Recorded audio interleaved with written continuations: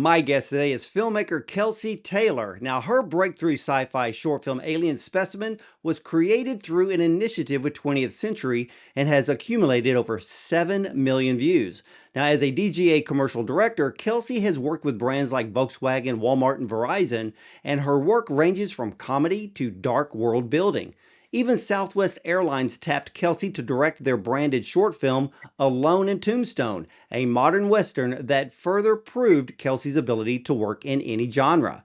Now, drawn to stories that live in the gray and allow for shining perspectives, Kelsey's brand new feature film, To Kill a Wolf, which she wrote, directed, and produced, is a modern reimagining of Little Red Riding Hood told through the lens of sexual grooming, which is our discussion for today. So, ladies and gentlemen, let's welcome filmmaker Kelsey Taylor and her newest feature film, To Kill a Wolf, to the show. Welcome, Kelsey.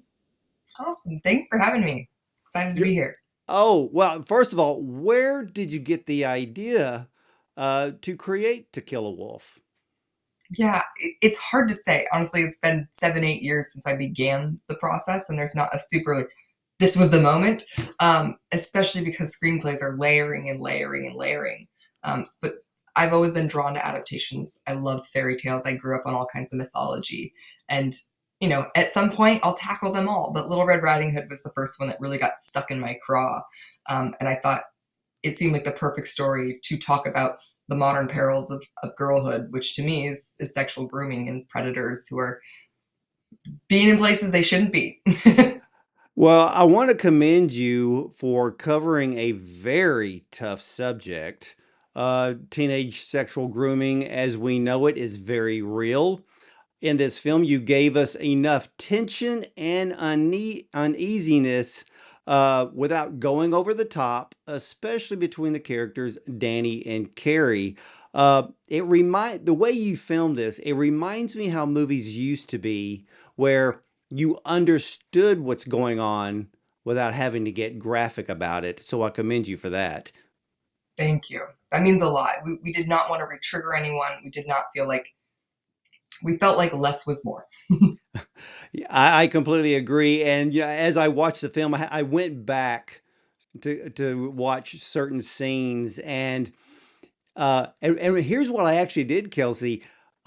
I didn't read the press kit for a reason. I wanted to watch the film as if I was just an audience member going to see a movie and just absorb it that way. Then I went back, read through the press kit, then rewatched it, and I was like, now things come in to view. But this is a very powerful film, and this is not a subject that many people want to discuss, and it makes it particularly difficult for victims to speak about their experiences. And but you show something that we don't see a lot of. This was a family situation. Yeah.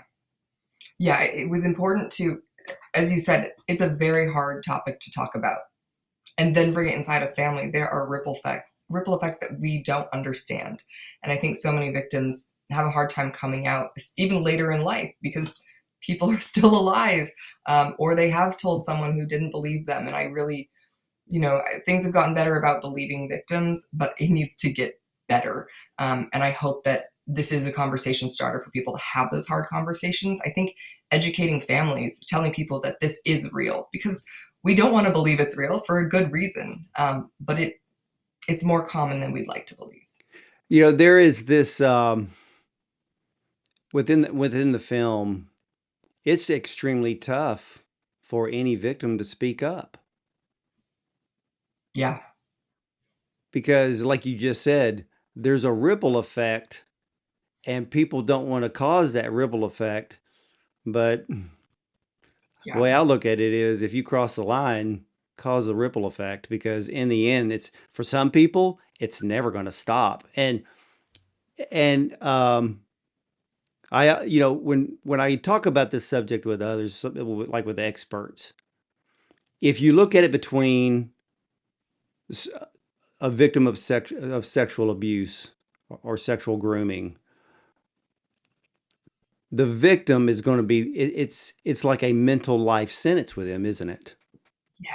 yeah, I think the shame traps you inside, and the shame prevents people from talking about it. And I think when we can share stories, and make people realize that they're not alone, that's the way that we'll start to have those conversations and break out of that cycle of shame and hiding from it. And I'm To me also, the moment that Danny finally does, spoilers, is able to talk about it. You know, she's given opportunity after opportunity after opportunity to speak, but it's so hard. And it was really important to me to show that there are opportunities to talk about it, but this is why people don't, is they feel guilty. They feel like it was their fault, but this is a child. Um, and that's pretty black and white. Yeah, very, very much so. So I want to back up a bit. So, how would you define Ivan Martin's character, the woodsman?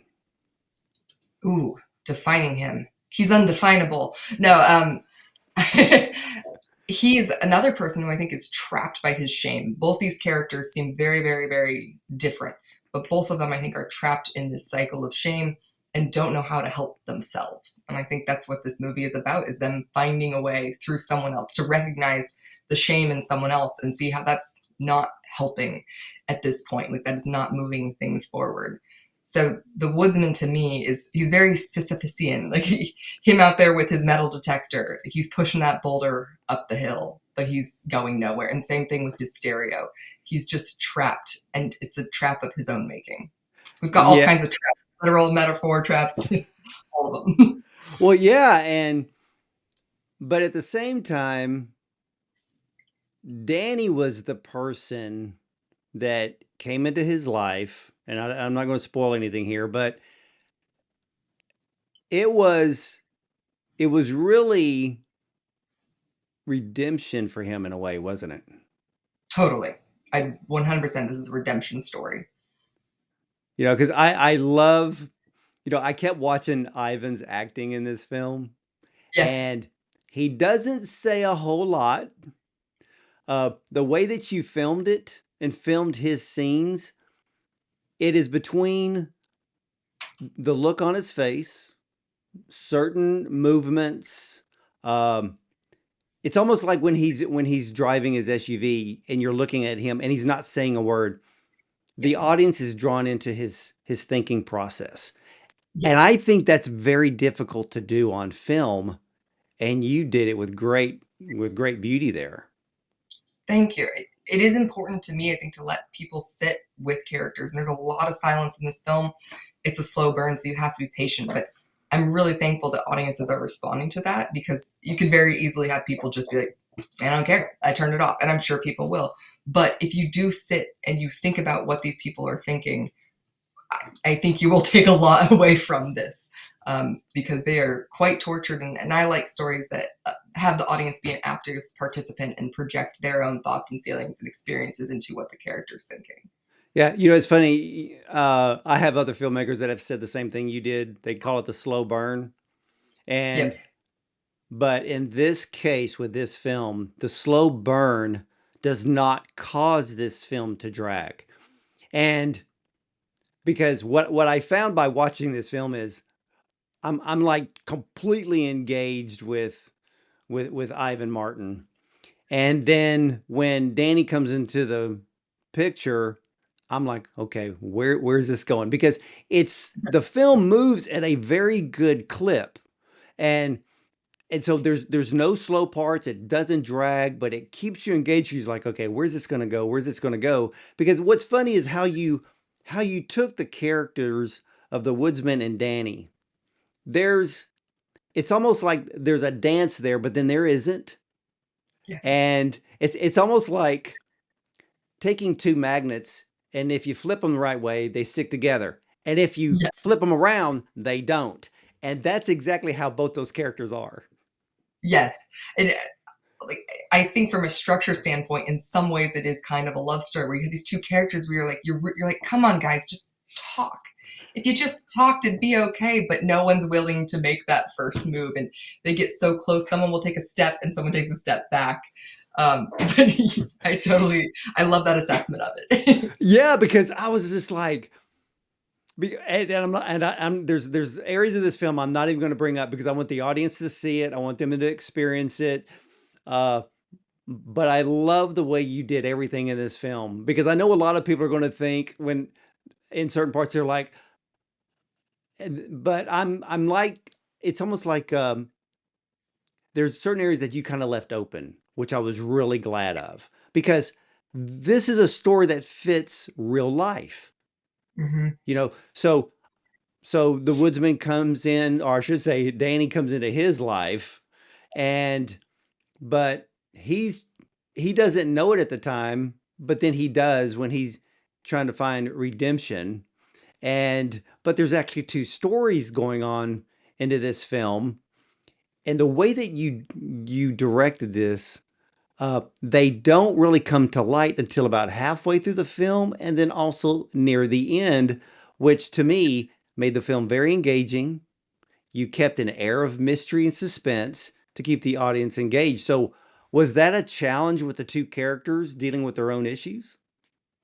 Yeah, I mean, definitely in setting out to do the script, it's tricky when you have two protagonists. It always is, and I feel like you're always getting shoved into like, no, well, who's the main character? I'm like, well, they both are, and they both impact the other, and also audiences connect with them differently. Sometimes I have someone say, Ivan Martin, the best part of this film, and then someone's like, Madison, wow. And I think it just depends on what perspective you're coming from when you see the film. And I think the slow burnness of it, like, you're so right too. It's all relative. Like this is a slow burn that moves pretty quickly. And for me, I have little patience when a slow burn doesn't pay off. I hope that this one does. No, it um, does. You have no worries here because I've seen films with slow burns, and I'm like, can we get to the point already? But that's not this kind of film, but it flows. And it dawned on me when I'm thinking about what we had said earlier with Danny's character, a victim of sexual abuse, it becomes a mental life sentence unless, and for those of you watching, and if you have been, go for counseling, okay? And don't make it a life sentence. But in this yeah, movie, it can be. But that same thought process was actually in Ivan's character. He was living with something that became his life sentence that he really didn't face. So yeah, you have this mirror type imaging going on between the two characters. But then you throw in actor Michael Esper, who plays Carrie, and he nailed the part playing a sexual predator to a T who blames the victim. He's not yeah. a stranger, he's a family member, which makes this even more disturbing. Why did you want to make it a family member and not a stranger? That's a good question. I think because the important thing with showing this to me was showing how predators are not the scary people that we think are going to jump out at us. They are often the kind people who have helped us, and I think that's the important thing I want people to understand about grooming is that people are often not just assaulted. It is baby step by baby step until suddenly you're in a place that you did not expect to go. And yes, that was really, really important. And I think if more people understood that, we might have less problems. And Michael really, truly does it in a terrifying way. He's a lovely human being. Um, but we wanted to make sure, yeah, within the family, I think, is even more safety. These are people who are supposed to look out for you. That's what we understand. And frankly, there was a version where it was a father character, and I don't think people are ready for that. At some point, yes, but That's dark. exactly. And we ended up separating it for that reason because you don't want your message to get lost because people just immediately check out. So we ended up taking a side step for that reason. Well, yeah, because the reality is, um, uncles are guilty too. Yeah. Or I should say, and can be guilty. And so Yes. yeah, it's still dark, but Yeah. it makes it worse if it's the other. But the point still comes across. Yeah. And the scene when it's Carrie, Hmm. his wife, and Danny outside at that moment, what was it like directing that scene? And because what I noticed was there, just the scene alone, there's that slow burn within the scene. And for me, like an audience member, I'm just like, blurt it out, blurt it out. I mean, but Say it. you kind of kept it slow there, but it comes across and everybody knows. Yeah, we wanted it. I wanted her to say it. I was like, she has to say it. She has to. And I think we have so many things where you're waiting for the drug addict to hit rock bottom and then come back from it. And this one, I was like, we have to have her hit rock bottom and come back. She's got to come back. But it has to be difficult for her to be able to talk about it. And I love that she's able to stand up to Carrie, because I think for people who've been abused, it's important to see someone actually say something, because we have so many stories of people not saying anything for years and years and years and years and years. So I think it's good to set an example there. And I love that Carrie gets his comeuppance at the end from his wife. Like I hope that we can feel that he's got to get what he deserves, what's coming to him. I We hope. do. And Oh no, yeah, no. Um, I had that same exact feeling. I'm like, yeah, you're about to get yours. Because even when Jolene he, does. no, go ahead. I always said, so Jolene does not play. She's not going to let you off the hook.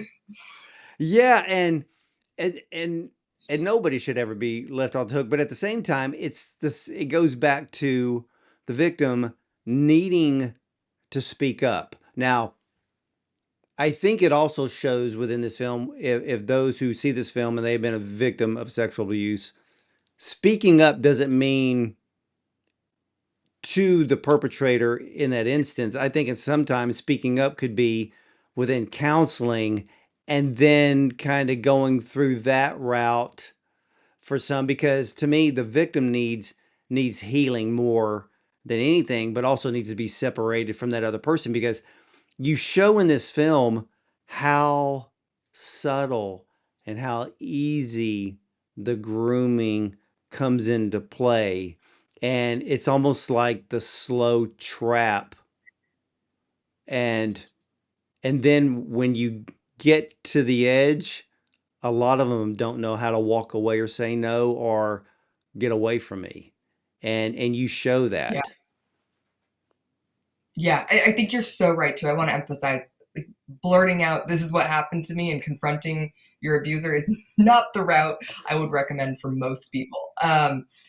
Counseling is the way to go for sure. And sometimes people aren't ready to talk about it at all. Like I imagine a future in which, Danny and the woodsman continue a relationship. She may never tell him, but just knowing that someone is there, if when she's ready, is really, really important. Well, the other thing that I went back and watched the scene 3 times. So when Ivan was, I guess he had passed his friend who was parked on the side of the road. I guess the other Yeah. the rancher, and Yeah. so they get into that little conversation, and I agreed with the rancher. There's a lot of people that make mistakes, and they're going to live with that mistake the rest of their life. But the rancher felt sorry for Ivan because he knew he's going to have to live with that mistake for the rest of his life. But I think it was also the catalyst to help him confront it once and for all. And I'm not going to give the scene away, but there is a scene, wow, with Ivan Martin. That scene is worth the price of admission. That makes me so happy. That scene gets me every time. Yeah, Ivan just breaks your heart there. But I'm glad you called out the rancher scene as well, because that is another, probably my favorite one. The reversal where you think that your worst enemy maybe is not your worst enemy at all, and maybe you just misread your interactions.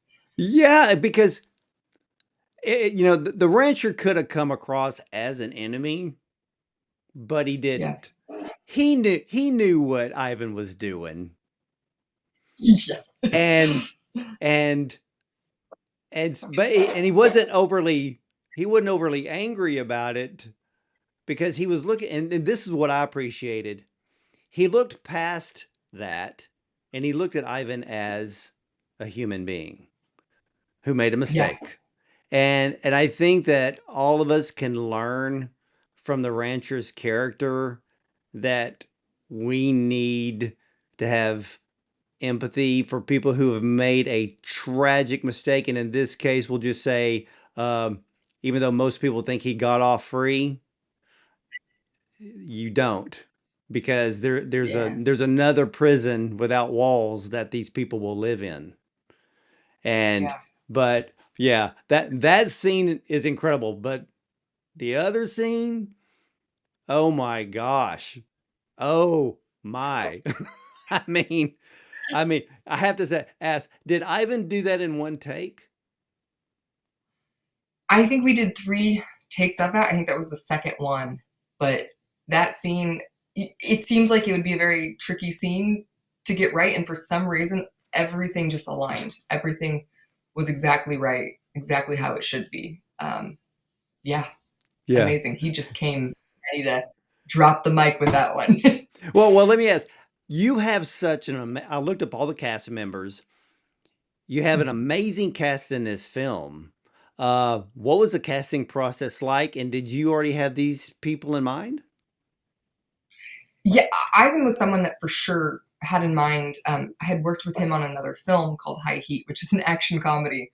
And just in meeting him, I was like, this guy is a really fun, clever actor. You could tell that he very much lives in the moment. He would make very unexpected choices.